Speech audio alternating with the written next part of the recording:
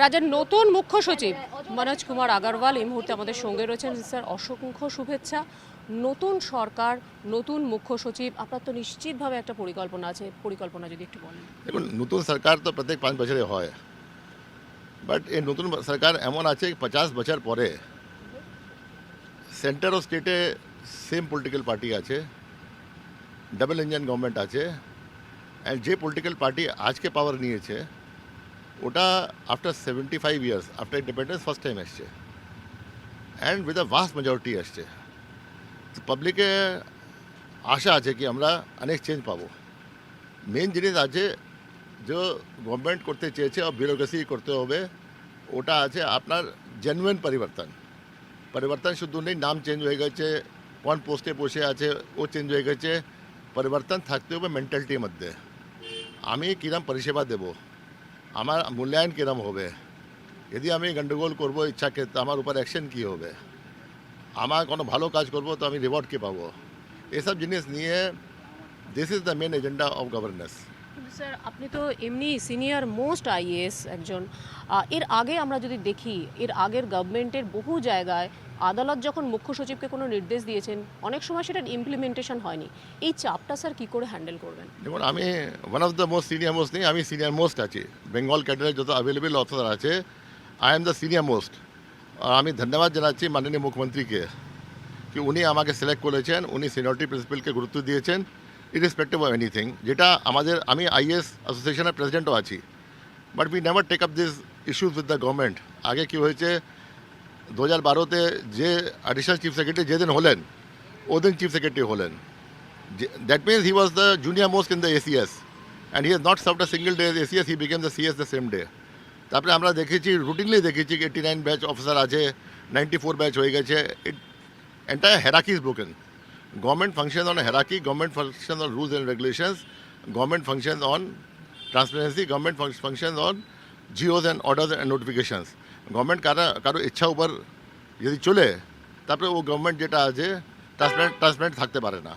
আমাদেরকে honourable chief minister বলেছেন কি আপনি যে আছেন follow the transparency up to the lowest level, public delivery is Paramount, that has to be done. সম্পূর্ণ স্বাধীনতা থাকছে নিশ্চয়ই, যেটা কোনো হাইকোর্ট অর্ডার যদি আছে এটা নিয়ম পদ্ধতি আছে। হাইকোর্ট অর্ডার যদি আপনি ফলো না করবেন, you can always take leave of the court, you can go and appeal in the division bench, you can go and appeal in the Supreme Court, you can pray for stay. यदि अपना stay पावें ना, you have to implement, but there's no option, क्योंकि high court ये আছে একটা separate वो আছে कहते हैं আর্ম অফ দ্য কনস্টিটিউশন আছে, ওদের কনস্টিটিউশনাল ডিউটি কিছু অন্য আছে, আমাদের কনস্টিটিউশনাল ডিউটি আলাদা আছে। We have to follow the high court order, যেখানে প্রয়োজন হবে।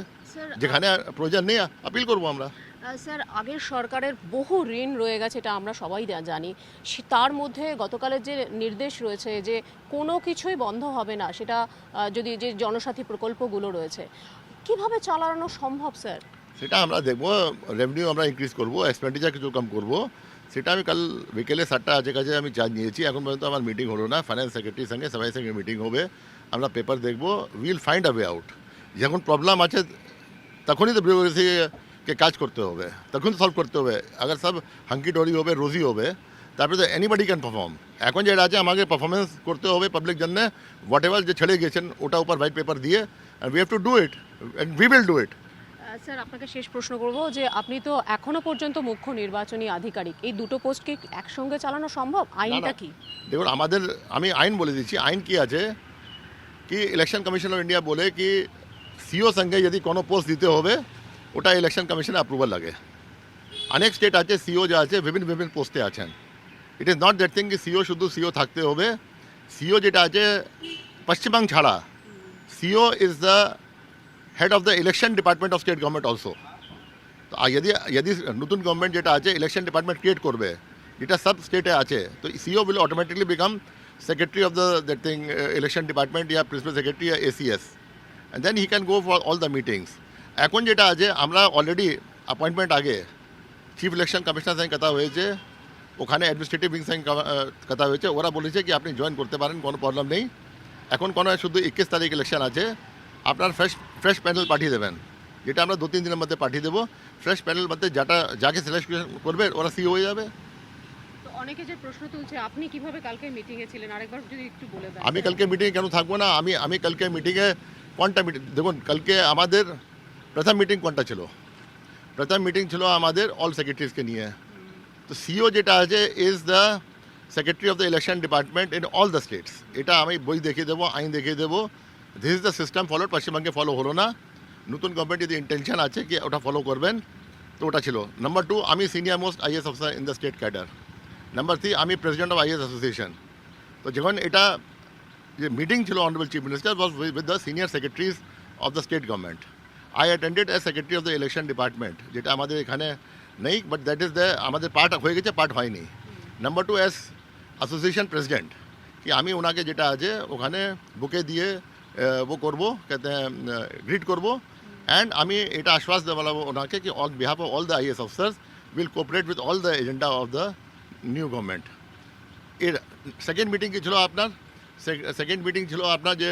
ডিএম সঙ্গে এমএলএ সঙ্গে ছিল ওটা ওখানে বি যেটা আছে ওর আগে আমার ফাইল সাইন হয়েছিল SCS তারপরে আমি মিটিং গেলাম নাহলে আমি যেতাম না অর্ডার বেরোতে বেরোতে क्योंकि সব ব্যস্ত ছিলেন ও মিটিং আর নো মিটিংয়ে অর্ডার বেরোতে বেরোতে শাম को 5:30 6টা হয়ে গেছে but that time already I was CS incoming and definitely আপনি দেখবেন কি ভারত সরকারও আছে অনেক জায়গা আছে যখন একজন অফিসার চলে যায় নেক্সট অফিসার কখন কখন 2 মাস আগে জয়েন করে নেবে অ্যাজ OSD তো এই সব কন্ট্রোভার্সি ক্রিয়েট হচ্ছে ফালতু কন্ট্রোভার্সি ক্রিয়েট হচ্ছে দিস কন্ট্রোভার্সি আমি যে রুল রেগুলেশন ফলো করা মানুষ আছি আমি কোনো জিনিস এমন করব না কি আমার মান সম্মানে ক্ষতি হবে या কারো মান সম্মানে ক্ষতি হবে আমি নিজে যদি এরকম হতো অনারেবল সিএমকে অ্যাডভাইস করতাম कि না আমার আশা ঠিক নেই এখানে but I knew very well कि file has been signed only after that I went to both the meetings sir Kalyan Bandyopadhyay কি আজ কিছু বলবেন স্যার যেভাবে আপনাকে কালকে থেকে আক্রমণ করে চলেছেন কি বলছেন আমি এত টিভি দেখি না আর কোন কি আক্রমণ করে কোন কি করে ভালোবাসা করে কোন কি স্টেটমেন্ট দেয়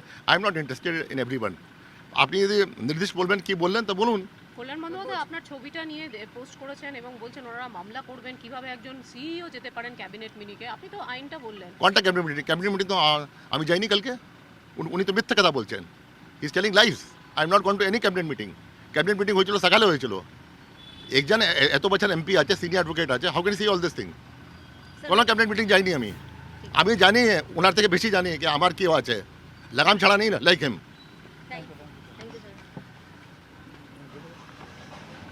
আইনের পরামর্শ মেনে আইন মেনেই মুখ্যমন্ত্রীর সঙ্গে মুখ্য নির্বাচনী আধিকারিক হিসেবে ছিলেন এবং তারপর তিনি মুখ্য সচিব হন এমনটাই স্পষ্ট জানিয়ে দিলেন মনোজ আগরওয়াল রাজ্যের নতুন মুখ্য সচিব ক্যামেরা সবর দাসের সঙ্গে শ্রাবন্তী সাহা TV9 বাংলা কলকাতা।